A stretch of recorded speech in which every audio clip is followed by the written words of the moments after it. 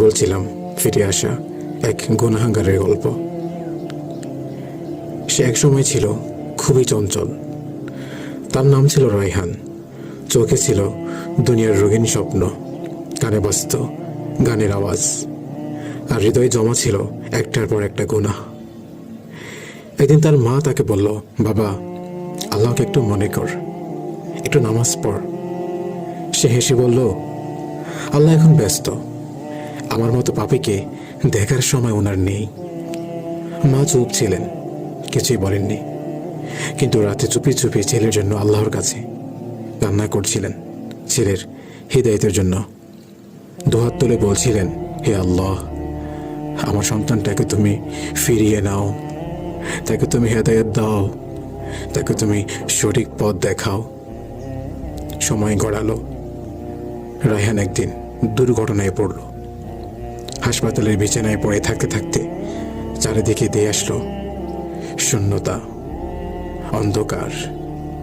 পাশে বন্ধুরা নেই, চায়ের আড্ডা নেই, নেই পাশে কোনো ফ্রেন্ড সার্কেলের হই হুল্লোড়।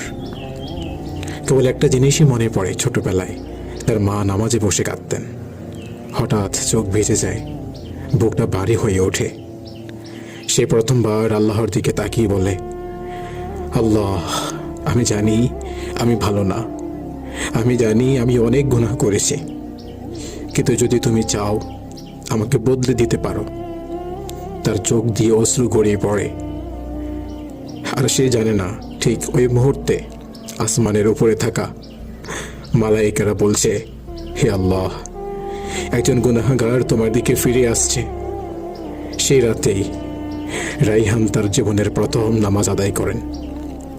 সিজদায় মুখ রাখেন আর বলেন, তুমিই একমাত্র যিনি কখনো আমাকে ছেড়ে যাননি। তার ভাঙ্গা হৃদয়ের কান্না আল্লাহ শুনেছেন, কারণ আল্লাহ কখনোই তার বান্দার চোখের অশ্রু উপেক্ষা করেন না। তিনি বলেন, তুমি যতবার ফিরে আসো আমি ততবার তোমাকে গ্রহণ করব।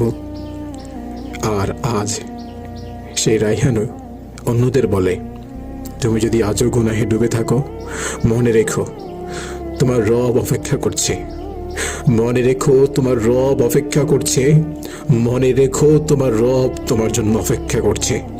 শুধু একবার ফিরে আসার, শুধু একবার ফিরে আসার।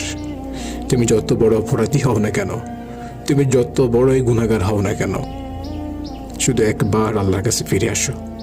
শুধু একবার সিজদায় মস্তক অবনত করে আল্লাহকে, আল্লাহ